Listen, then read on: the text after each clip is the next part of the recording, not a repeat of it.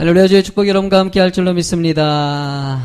양옆 앞뒤로 반갑습니다. 인사 좀 할까요? 예. 우리 앉으실 때 되도록이면 조금 앞자리부터 앉아주시면 고맙겠어요. 좀 늦게 오신 분들이 자리가 좀 부족하니까 여러분 감사합니다. 오늘 증언자의 삶, 증언자의 삶이라는 제목을 가지고 말씀을 전하고자 합니다. 지금 주의 교회가 태신자 운동을 진행하고 있어요. 저희 교회뿐만이 아니라 30개 교회가 같이 진행하고 있기 때문에 아무래도 제가 좀 신경이 좀 쓰이겠죠.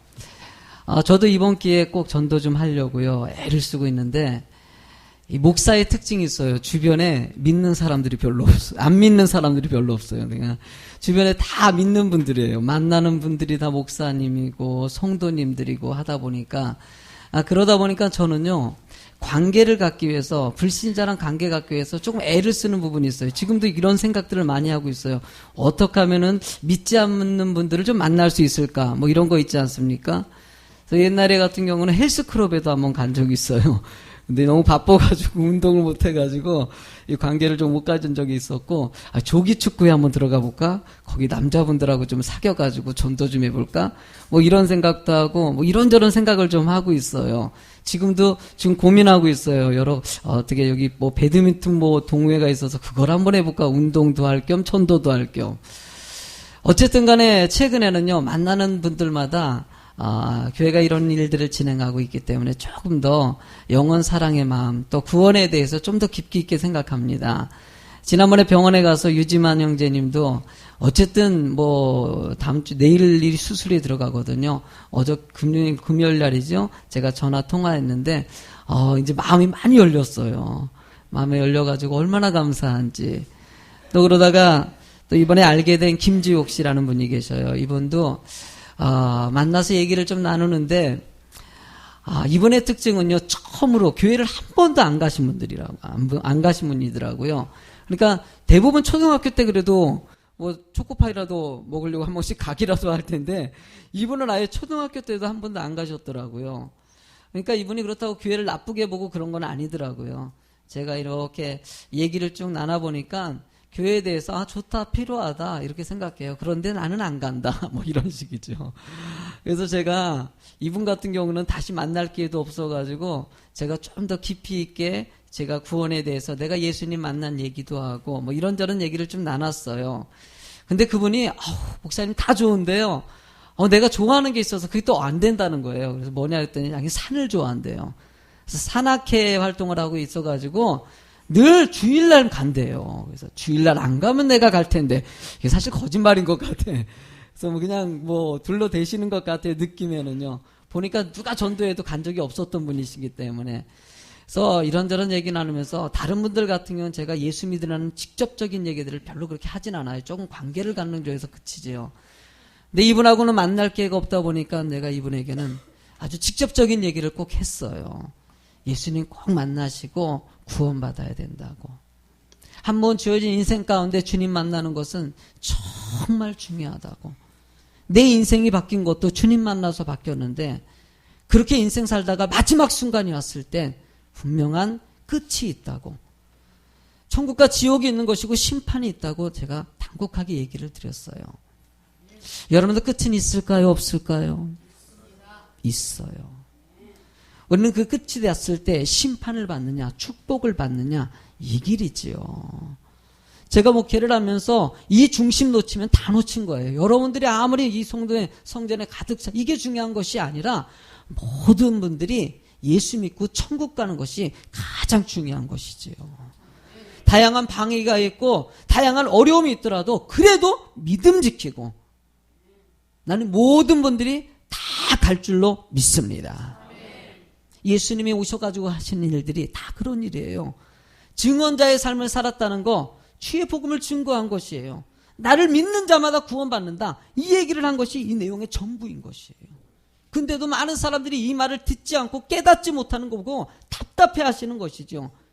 예수님의 특징이 뭡니까? 그렇게 깨닫지 못하고 그래도 말씀을 증언한다는 거예요. 그래도 또 전하고 그래도 핍박하고 뭐라 그래도 나는 그래도 이 길 가겠다. 누가 뭐래도 나 이중심 지키겠다. 이 예수님의 모습 아닙니까? 여기서 예수님께서 지난주 말씀같이 나는 빛이다, 나를 통해서 구원받는다고 얘기했지만은 많은 사람들이 이 일에 대해서 깨닫는 사람도 있지만 깨닫지 못하는 사람들도 있었다는 것이에요. 여러분들, 제가 말씀을 이렇게 전하고 또 전도하면서 목회하면서 느끼는 건요, 이런 거요. 그러니까 깨닫는다는 거 있지 않습니까? 깨닫는다는 것이 참 큰 은혜라는 생각이 들어요. 난 첫 번째로 여러분들이 얘기하고 싶은 것은요, 깨닫는 것이 은혜라는 사실이에요. 말을 했는데도 그것을 알아듣지 못하는 거, 얼마나 답답한지 몰라요. 이게 진리인데. 여러분, 본문의 말씀 보니까는요, 13절에 바리새인들이 예수님이 내가 빛이다라고 얘기했더니 이렇게 반문합니다. 읽어보실래요? 시작. 바리새인들이 이르되 내가 너를 위하여 증언하니 내 증언은 참되지 아니하도다. 네가 스스로 구원자라고 얘기하는 것을 내가 믿을 수 없다라고 바리새인들이 얘기하는 것이에요. 여러분, 예수님은요, 그 자체가 진리인 것이에요. 제가 캄보디아나 베트남 선교하다 보면요, 맨 처음에 했을 때 캄보디아에 약간 오지 쪽으로 들어갔을 때요, 아이들하고 선교하는데 아이들에게 이 서울의 얘기를 좀 해줬어요. 지하철이 있는데 기차가 땅속으로 간다고. 애들이 이제 선교사님이 이런 설명을 쭉 해주니까 애들이 안 믿겠다는 거예요. 어떻게 기차가 땅으로 다니냐는 거예요. 아이들에게 하얀 눈이 내린다 그랬더니 눈을 경험한 아이들이 없어요. 그러다 보니까 하얀 눈이라는 거 가짜라는 거예요. 여러분, 눈이 있어요, 없어요? 참, 우리는 행복한 나라에 살고 있어요. 하늘에 눈도 내리고요, 여름에는 수영도 할 수 있고요, 가을에는 단풍도 보고요, 이 봄에는 새싹 피어난 아지랭이를 갖다 볼 수 있는 이 아름다운 나라, 행복한 줄 아세요? 정말 평생 눈도 못 보고 살아가는 아이들이 있어요. 그 아이들에게 눈을 설명하고 지하철을 설명해도 아이들이 때로는 거짓말이라고 얘기해요. 여러분, 그냥 지하철은요, 진리예요. 아이들이 아무리 부인한다 그래도 지하철은 있어요. 겨울에 눈이 내리는 것도 이것도 진리예요. 예수님이 구원자라는 사실도 진리예요. 그럼 뭐라고 부인하고 어떻게 거짓말이라고 해도 이건 진리인 건 어떡하겠습니까? 여러분, 이렇게 예수님께서 이런 모든 말들을 하는데도 끊임없이 부인하는 그 바리새인들의 모습, 그들은 여러분들 14절에 이렇게 반문합니다. 읽어보실래? 바리새인들의 모습입니다. 시작. 예수께서 대답하여 이르시되 내가 나를 위하여 증언하여도 내 증언이 참되니 나는 내가 어디서 오며 어디로 가는 것을 알거니와 너희는 내가 어디서 오며 어디로 가는 것을 알지 못하니라. 예수님은 진리라고 얘기하면서 그들이 깨닫지 못하는 이유가 모르기 때문이라고 얘기하고 있어요. 주님은요, 우리가 아는 자가 되길 원하십니다. 주님을 알고 깨닫고 은혜 가운데 거하는 거, 여러분, 말씀을 듣고 은혜 받는 것은요, 큰 복이에요. 여러분, 카타르시스라고 있잖아요. 여러분들 보면 엔돌핀이라는 게 나오지 않습니까? 이건 몸에 엄청나게 좋은 거예요. 근데 여러분들 이것이 나오는 것 중에서 여러 가지 원인들이 있는데 그 중에서요, 뭔가 모르는 것을 깨달았을 때 마음에 기쁨이 온다고 합니다. 이게 몸을 엄청나게 건강하게 만든대요. 그러니까 여러분들이 설교 들을 때 이런 순간 있지 않습니까? 여러분, 이게 건강에 되게 좋대요. 그 말씀을 들으면 은혜를 받으셔야 돼. 말씀 듣다 그렇구나. 그러면 몸에 좋대요. 할렐루야. 여러분들도 막 하다 보면요, 고개도 끄덕끄덕하고 이렇게 반응도 보이고. 그러면 제가 설교하다 보면요, 성도님들 중에서는요, 진짜 감탄을 하시는 분들이 가끔 보여요. 그럼 설교하다 보면 이런 분이 있어요.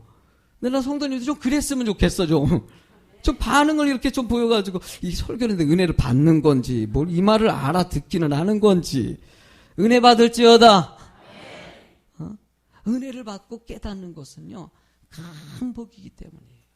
저도 나름대로 여러분들이 말씀 쉽게 이해시키려고 나름대로 애쓰는 것이지요.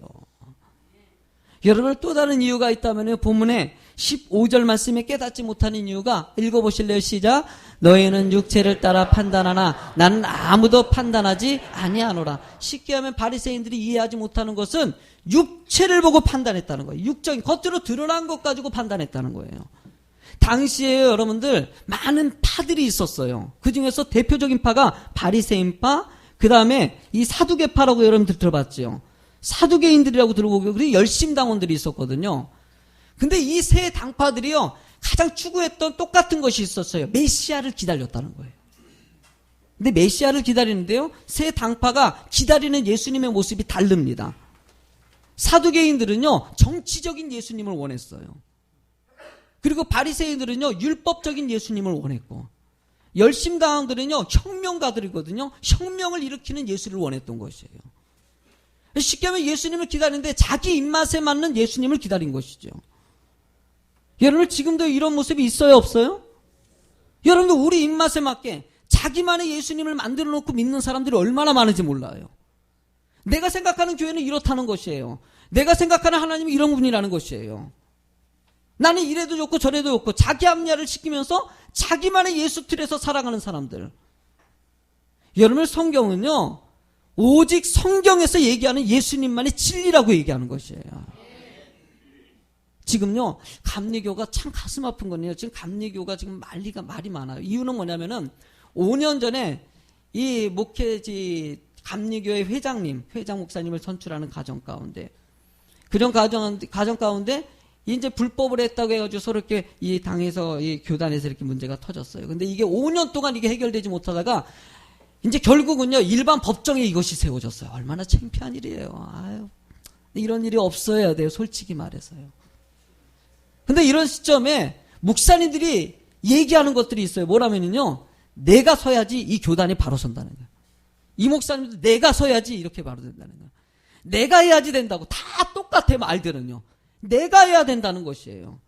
여러분들, 말씀이 이끌어가야 되는 거예요. 사람이 이끌어가는 것이에요. 저도 목회를 하면서요, 순간순간 나를 내려놓게 만들어요. 박 목사, 이 목회는 네가 하는 거 아니야. 하나님이 하시는 것이. 여러분들, 오직 하나님만이 주인이시고 여러분들의 삶을 주님이 이끌어가는 삶이 될 줄로 믿습니다. 그러니까 육적인 눈을 자꾸 뜨게 만드는 사단의 전략들을 여러분이 분별할 수 있어야 돼요. 말씀으로 바라보고 말씀으로 판단하고 내가 해야 될 거, 하지 말아야 될 거, 유혹에 넘어가야 되지 않는 말씀 중심으로 바로 서 수 있는 그 믿음과,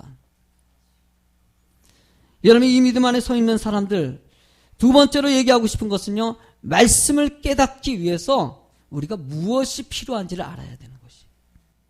여러분, 본문의 16절 말씀에 말씀을 깨닫기 위해 필요한 것을 얘기합니다. 읽어볼까요? 시작. 만일 내가 판단하여도 내 판단이 참되니 이는 내가 혼자 있는 것이 아니요 나를 보내신 이와 나와 함께 계시니라. 여러분, 누가 함께 하신다고요? 하나님이 함께 하신다고 얘기하고 있어요. 여러분들, 우리가 깨닫기 위해서는요, 인도자가 있어야 돼요. 누군가가 이끌어줘야 된다는 것이에요. 어린아이들이 그냥 자랍니까? 아이들은요, 늘 인도함을 받아요. 그 인도자가 없으면은요, 아이들은요, 죽을 수밖에 없고, 여러분, 위험에 처할 수밖에 없는 것이에요. 특히 영적인 일에는 더더욱 중요한 것이죠.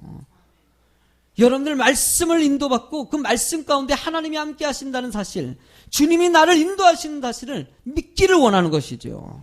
구약에서는요, 여러분들 성막에만 하나님의 임재를 낳겠지만 지금은요, 성령의 시대입니다. 하나님이 우리와 동행하시는 거예요. 여러분들, 내 안에 계신 성령님이 여러분들을 인도하고 이끌어 가신다는 것이에요. 그때 맡기라는 것이죠. 여러분, 이렇게 맡기기 위해서 필요한 것이 무엇입니까? 첫 번째로 분명히 알아야 할 것, 바로 비워야 한다는 것이에요. 나는 여러분들 하나님 앞에 온전히 채워지기 위해서 먼저 비우는 성도 될 줄로 믿습니다. 어떤 청년이 예수님 복음을 증거하는데 많은 사람들이 예수님을 따르는 거 보고 예수님이라는 분이 도대체 어떤 분인가? 이분을 한번 만나보고 싶어가지고 따라가서 말씀을 들어봤는데, 이야, 예수님 말씀 들으니까 정말 기가 막혀요. 이분이 정말 메시아야. 내가 이분을 따르겠다고 다짐을 합니다. 그리고 예수님한테 가가지고 마태복음 19장 16절에 이 사람이 이렇게 얘기합니다. 같이 한번 읽어보실래요? 어떤 사람이 주께 와서 이르되 선생님이여, 내가 무슨 선한 일을 하여 영생을 얻으리까? 여러분들, 내가 영생을 얻고 예수님의 제자가 되길 원합니다 라고 예수님 앞에 섰어요. 그랬더니 예수님께서 이렇게 대답하십니다. 17절에 보니까 예수께서 이르시되 어찌하여 선한 일을 내게 묻느냐. 선한 이는 오직 한 분이시니라. 내가 생명에 들어가려면 계명을 지키니라. 여러분들, 선한 일을 내게 묻느냐. 선한 이는 오직 한 분이다. 여러분들, 온전한 사람이 있다 없다? 여러분들, 교회 안에 선한 사람은 존재할 수 없습니다. 우리는 계명을 지키는 자가 존재하는 것이죠. 교회 안에 여러분들 악한 사람들이 있을 수 있을까요? 없을까요? 사기치는 사람도 있을 수 있고요. 거짓말하는 사람도 있을 거예요. 그러니까 여러분들 신앙생활할 때 사람 오면 안 되는 것이에요. 오직 말씀 바라보고 하나님 바라보는 것이죠. 이 중심 놓쳐가면요, 순간에 우리는 사단의 유혹에 넘어갈 수밖에 없다는 거예요. 선한 것을 추구하는 것 좋은 것이지만은요, 완전하게 선하게 살 수 있는 것이 아니라는 것이에요. 그래서 우리는 계명을 지키고 살아가는 것이고, 그래서 말씀 듣는 것이죠. 그랬더니 이 사람이 계명을 지키라고 얘기했더니 예수님에게 이렇게 얘기합니다. 나는 거짓말도 안 하고요, 간음도 안 하고요, 도둑질도 안 하고요, 이웃을 내 몸같이 사랑하고요, 부모를 공경하는 거 이거 다 했습니다. 여러분 대단해요, 안 대단해요? 이거 대단한 양반이에요, 보니까요. 이 예수님이 시키는 대로 다 하고 살았다는 거예요. 자기는 이런 사람 많지 않아요, 여러분들. 여러분들 거짓말 해요, 안 해요? 하잖아요. 왜 그러세요? 참나. 다 안 하는 척 하시고. 순간순간에 유혹도 얼마나 많이 받아요. 음란의 유혹도 받죠. 도둑질의 유혹도 받죠. 이웃거리 욕심 낼 때도 있고요. 다 있어요. 다 있어요. 나만 그런 거 아니에요. 박 목사라고 여러분들 저를 그렇게 똑같아요. 제가 제일 힘든 게 뭔지 아세요? 가족들이에요, 가족들. 가끔 가다가 나도요, 감정이 이렇게 올라올 때가 있어요. 저는 감정 늘 이렇게 씩 웃고 할렐루야 그러다 보면요, 가끔 이제 던지는 말이 있어요. 목사님 왜 그러세요? 그러면 정말 힘들어요. 목사는 사람 아닌가? 선한 것은 없어요. 계명을 지키고 애를 쓰는 거죠. 이분은요, 대단한 양반이에요. 다 지켰다고 얘기해요. 그랬더니 예수님께서 그 청년에게 이 뭐라고 얘기하는 20절에 보면요, 20절 한번 읽어볼까요? 시작. 그 청년이 이르되 이 모든 것을 내가 지켰사온데 아직도 무엇이 부족하나이까? 뭐가 부족하냐고 얘기하고 있어요. 그때 예수님께서 뒤에 뭐라고 얘기하냐면은, 야, 너 가진 거 있지? 너 그렇게 돈 많이 있더라. 돈 가진 거 다 불쌍한 사람에게 다 나눠주고 그리고 나를 따를래? 라고 얘기했더니 이 청년이 22절에 이렇게 얘기합니다. 시작. 그 청년이 재물이 많음으로 이 말씀을 듣고 근심, 그것만큼은 못 내려놓겠다는 거예요. 야, 우리 똑같지 않아요?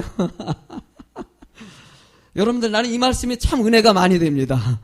내가 이래요. 네. 여러분들 제가 물질 내려놓았다고 하지만은요, 여전히 물질에 매여 사는 우리들의 모습. 하나님은 모든 것을 내려놓는 자가 되기를 원하신다는 거예요. 때로는요, 내가 못 내려놓으면요, 하나님은 억지로라도 내려놓게 만드셔요. 그게 내가 선택한 백성들에게 사랑이라고 얘기하는 거예요. 탕자의 비유를 보면은요, 아버지한테 와서 따집니다. 아버지! 나 아버지에 있는 재산은 반을 달라고, 내 거 아니냐고. 저는 아버지가 근심하다가 걱정이 되다가 아들이 하도 원하니까는요, 그래, 너 이 반의 재산을 네가 가져라. 둘째 아들이 그 반에 엄청난 돈을 가지고 이제 자기 인생 살아보겠다고. 이 돈만 있으면 나는 성공이다. 그러고 떠납니다. 그러나 몇 년이 지나지 않아서 이 자신의 관리를 못해가지고 돈을 다 탕감하고 그리고 돼지 쥐엄 열매를 먹는 자신의 모습을 발견합니다. 그때서야 아버지한테 가면은, 내 아버지 집에는 이 고백이 나오지 않습니까? 모든 걸 다 잃어버렸을 때 그때 아버지가 보이더라는 거예요. 그때 아버지한테 가가지고 아버지를 가서 찾아갔더니 아버지가 이미 거기서 맞이하고 준비하고 기다리고 계신 아버지. 아버지 품에 앉아가지고, 아버지 내가 잘못했어요. 아버지의 자식도 아니에요. 그래도 너는 내 자식이야. 이 자식에게 다시 입히라고 얘기합니다. 아버지 이럴 필요 없어요. 그냥 나는 아버지 품에 온 것만이라도 더 바랄 게 없어요 라고 얘기하는 아들의 모습이 있지 않습니까? 여러분들, 그래요. 내가 추구했던 거, 그것이 의미 없다는 것을 어느 순간에 알게 하셔요. 다 내려놓고 주님은 아버지 한 분만으로 만족하는 이 비움이 있길 원하신다는 거예요. 여러분들 아직도 여러분들 비우지 못해가지고 갈등하고 있습니까? 여러분들이 지금 생각이 많아가지고 너무나 고민하는 거 여러분 주님께 맡기세요. 여러분들이 고민해서 되는 것이 아닙니다. 만약에 그렇게 해결 안 된다면 정말 선택한 백성이라면 하나님이 비우게 하십니다. 그 단계 가기 전에 먼저 비우는 성도가 되시기 바랍니다. 여러분 이게 비운 사람들에게는 두 번째로는요 채우심이 있다는 것이에요. 여러분들 빌립보서 2장 5절 말씀에 이것을 채우라고 얘기합니다. 같이 읽어볼까요? 시작. 너희 안에 이 마음을 품으라. 곧 그리스도 예수의 마음이니. 할렐루야. 누구의 마음을 채워야 됩니까? 예수의 마음을요. 예수의 마음을 채울 때 그 삶이 온전해지고 그 마음에 진정한 평안이 올 수 있다는 것이에요. 여러분들이 이 예수의 마음 가운데 예수님의 은혜 가운데 살아가면 더 이상 바랄 것이 없는 인생인데도 불구하고 어느 순간에 우리는 세상 거 바라볼 때가 얼마나 많이 있습니까? 난 우리 사랑하는 성도님들이 그 은혜에 감사하면서 예수님 한 분만으로 나는 행복할 수 있다는 고백이 삶의 고백이 될 줄로 믿습니다. 여러분 이런 고백적인 인생을 살아가는 사람들에게 세 번째 이야기는요. 같이 한번 읽어보실래요? 시작. 하나님과 함께할 때 증언자의 삶을 살게 하십니다. 함께하면 증언자의 삶을 산다는 거예요. 여러분 18절 말씀 읽어보실래요? 시작. 내가 나를 위하여 증언한 자가 되고 나를 보내신 아버지로 나를 위하여 증언하시니라. 여러분들 내가 증언자가 되고 내 안에 계신 성령님께서도요 나의 삶의 증언자가 되주신다는 거예요. 하나님이 여러분들의 입술이 증언의 입술이 되길 원하십니다. 나 한 사람만 예수 믿고 천국 가는 것이 아니라 많은 사람들에게 예수 믿고 천국 가길 간절히 바라는 그 예수의 마음을 담기를 원하신다는 거예요. 예수님은요 어딜 가나 증언자가 되셨습니다. 자기를 죽이려고 하는데도 불구하고 그래도 증언자가 되셨어요. 여러분 예수의 복음을 증거하는 사람은요 하나님이 지키셔요. 약속된 때가 있다면은 여러분 본문에 20절 말씀이 오니까요 이 말씀은 성전에서 가르칠 때 헌금함 앞에서 하였으나 사람들이 없으니 잡는 사람이 없으니 이는 그때가 아직 이르지 아니하였다고 얘기합니다. 쉽게 얘기하면은요 예수님이 사역할 때 그 사역의 시간에는요 방해를 안 받았다는 것이에요. 만약에 선택된 백성들에게는요 하나님의 보호하심이 있습니다. 하나님의 인도하심이 있습니다. 그 믿음 가운데 살아가는 사람들 골로새서 1장 28절에 우리의 모습이 이 모습이 되길 원하십니다. 시작. 우리가 그를 전파하여 각 사람을 권하고 모든 지혜로 각 사람을 가르치면 각 사람을 그리스도 안에서 완전한 자로 세우려 함이니라. 여러분들 이 말씀에 보니까 예수 그리스도를 복음을 증거하고 가르치는 일이 많은 사람들을 온전한 자로 세우기 위함이라고. 나는 많은 사람들이 바로 세워지길 원해요. 한 사람이 일꾼을 세워가지고요 하나님의 일꾼 만드는 게 제가 목회해보니까요 쉬운 일이 아니에요. 얼마나 많은 유혹과 얼마나 많은 연단들을 받는지 몰라요. 때로는 그런 가운데서도요 떨어져 나간 사람들이 있어요. 얼마나 마음이 찢어지는지 몰라요. 제가 어저께도요 그분들이 있어가지고 이번에 아파가지고 몸 아팠다가 회복하면서 그분들의 생각이 너무나 많이 나는 거예요. 짧지만은요 마지막 순간인 것을 잠깐 직감적으로 좀 느껴보고 나니까는 정신이 바짝 드는 거예요. 우리 성도님도 어느 순간에 이 순간이 올 텐데 정말 우리 성도님들 놓지 말아야지 하는 생각 가지고 지금 우리 교회에서 다른 교회를 다니면 상관이 없어요. 저는요 절대 뭐 그거 갖고 그렇지 않은데 다른 교회도 안 다니고 방황하는 분들에게 전화도 해보고 안 받으니까 문자라도 보내보고 답장도 안 와요. 그럴 때는 정말 마음이 메어지는 것이에요. 이런 어려운 순간을 좀 익혔으면 좋겠는데 믿음 지켰으면 좋겠는데 여러분들이 이 자리에서 말씀을 잘 듣고요 성숙한 성도 되셨으면 좋겠어요. 여러분들을 하나님께서 요구하시고요 그 일꾼이 바로 여러분이 되길 원하십니다. 따라합시다. 바로 나다. 여러분들이 그 주인공이 되셔서 많은 사람들을 온전한 길로 인도하시는 그 하나님의 주인공, 난 우리 예수 비전교회예요. 우리 성도님이 되실 줄로 믿습니다. 제가 언젠가 한 1년 반 정도 전에요 보여줬던 동영상이 하나 있어요. 그게 뭐냐면 한 사람이 시작이라는 동영상이에요. 이 내용은요 한 사람이 변화되어 가지고 또 다른 사람을 변화시키고 또 다른 사람을 변화시킨 내용이에요. 오늘 설교에 맞아가지고요 보신 분도 한 번 더 보면 더 좋지요 라는 생각 가지고 한번 준비해 봤어요. 한번 이 동영상 보시면서요, 여러분 한 번 더 생각했으면 좋겠습니다. 보여주시겠습니까?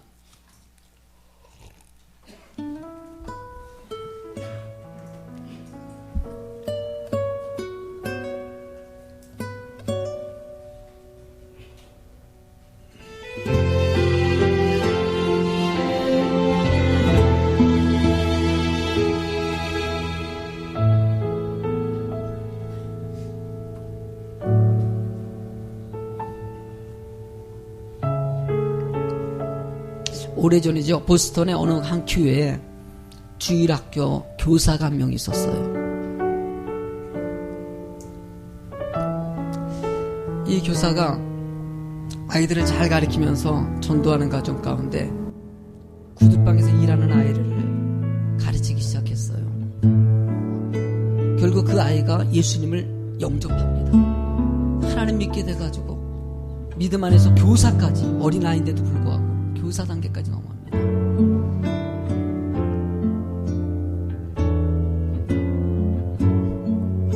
바로 이렇게 시작됐던 그 아이, 여러분들, 이 아이가 여러분들이 잘 아는 바로 무디라는, 지금까지 역사상 가장 위대한 복음 증거자라고 얘기하는 무디 목사님이십니다.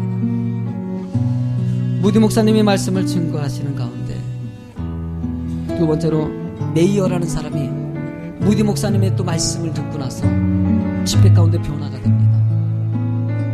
집회 가운데 변화돼가지고 많은 또 다른 사람들에게 복음을 증거하며 무디 목사님에게 이 사역의 동역을 하게 됩니다.